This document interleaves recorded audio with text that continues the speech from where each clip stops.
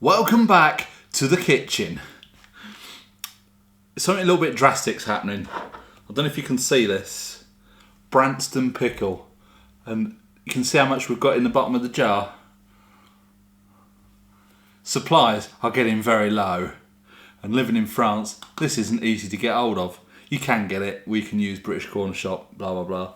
And Tina has got a few jars of this in stock down in the dungeon. But today I thought I'm going to have a blast at making some Branston Pickle using an original recipe. It's not going to taste anything like this because this doesn't really taste anything like original Branston Pickle did. It's evolved over the years. There's more preservatives gone in it. They use cheaper ingredients. So today we're going to put that to one side. So what we're going to need, quarter of a cauliflower. I'm just going to randomly tell you what the amounts are. I'll put it in the description below. I'm actually doubling it up because we're going to make two batches. We're going to jar up the first batch and then I'm going to put in a little bit of something special in the second batch for jarring up. But whether I'll get that on video or not. So cauliflower, apple, onion, garlic, courgette, or if you're in a different part of the world, a zucchini, carrot. I think most of the world call this a Rutabaga, but us Brits know it as the good old-fashioned Swede. That's that. Some brown sugar, some tomatoes, a couple of lemons, malt vinegar, allspice, cayenne pepper, mustard seeds, some chopped dates, and some molasses. It's going to be quite easy. We're going to, well, I'll show you what we're going to do. We're going to get this big pot here.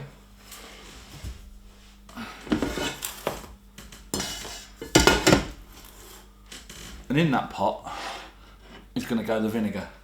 Now, as I say, if you're just making one batch of this, it won't be quite as much as this.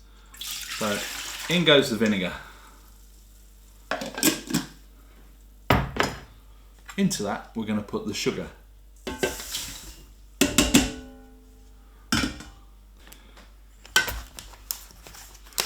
This is Ground Allspice.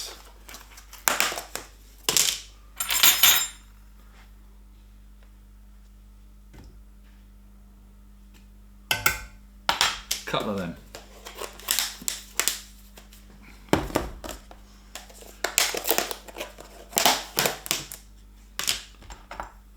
Cayenne.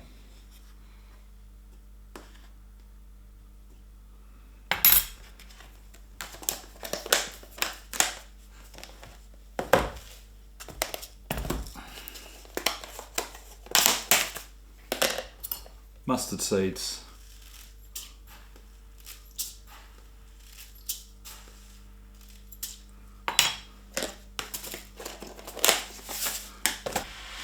Two tablespoons of molasses.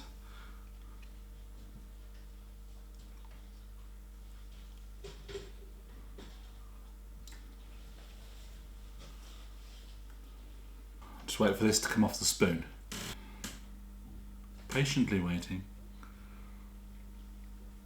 Let's just roughly chop these tomatoes. Doesn't matter too much because we're going to be blitzing this up with a stick blender. So just chuck them in.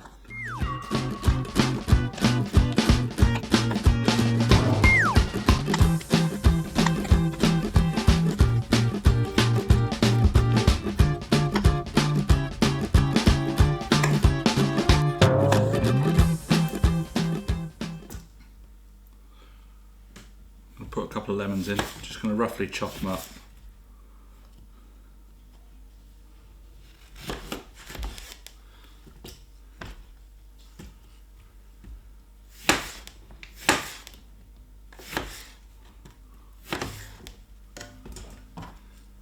Put this on the stove, bring it to the boil, turn it down, let it simmer until all the sugars caramelise and the tomatoes go tender. So over on the stove.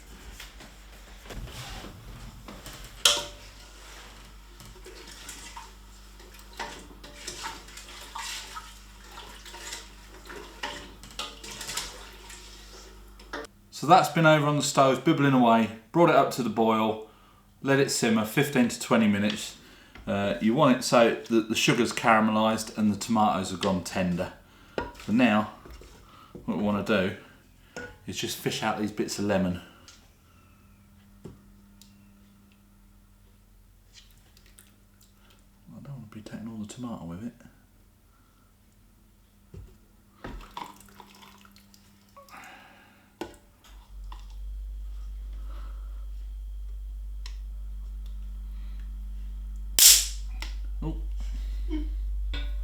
I'm going to use a stick blender to blend it all up to a nice sauce, but I want to be careful. I don't want to be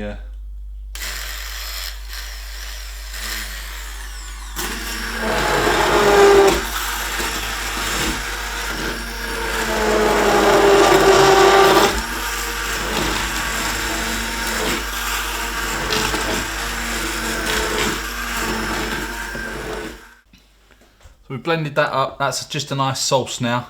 If you think that it's evaporated a bit too much, the vinegar, you can always add a little dash of vinegar in there now. So what we're going to do, put in the Swede, the Rutabaga,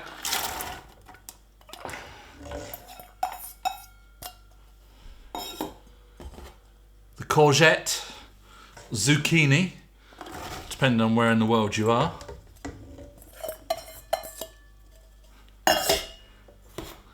carrot,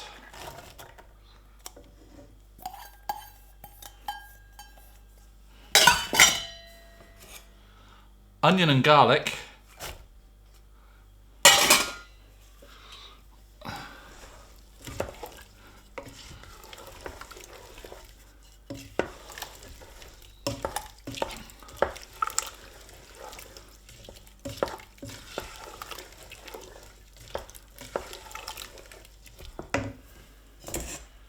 cauliflower, apple and chopped dates.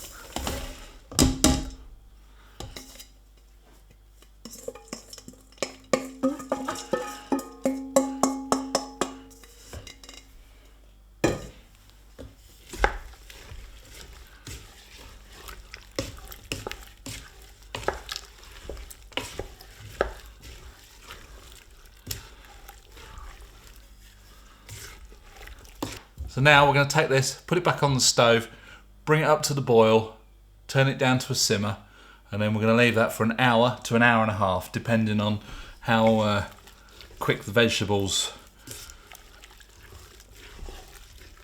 get going. So, see you over on the stove.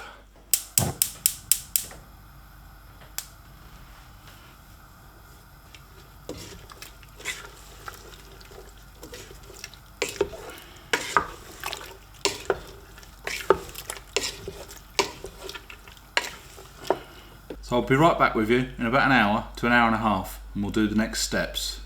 1 hour later. You'll have to excuse the background noise. Tina's knocking our dinner up over there. It's been bibbling away. You can see it over on the stove there for just over an hour now. The vegetables have got to a consistency that we like. Crunchy but not too hard. So now what we're going to do is take some corn flour and some water, mix it up. That's going to go over in the pot and give it a further 10 minutes. That can just thicken up then, and then we'll get it into some jars.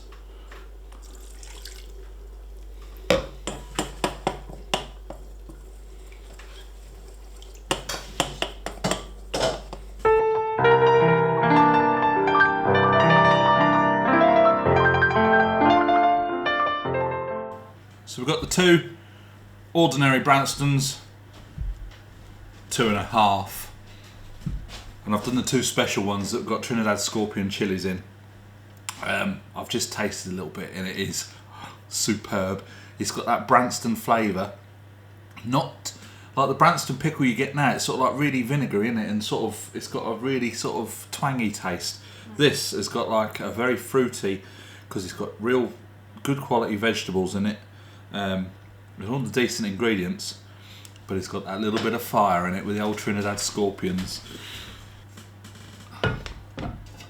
Has this got hot stuff on it? It might have, yeah. You did go a bit pink. Did I? Mm-hmm.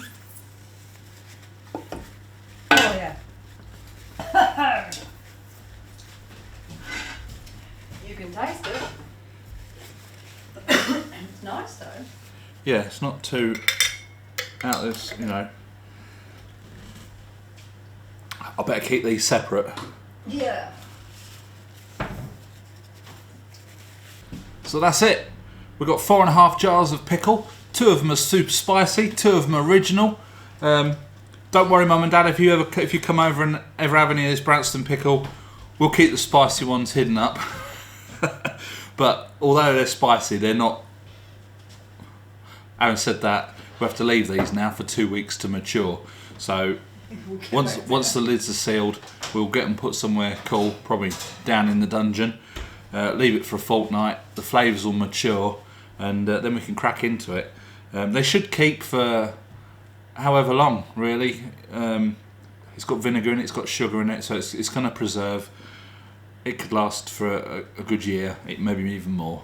Decades. But so yeah, hope you like this video.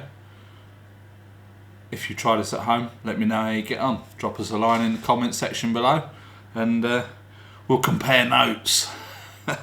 But yeah, that's it for now. We'll catch you in the next video. Bye for now.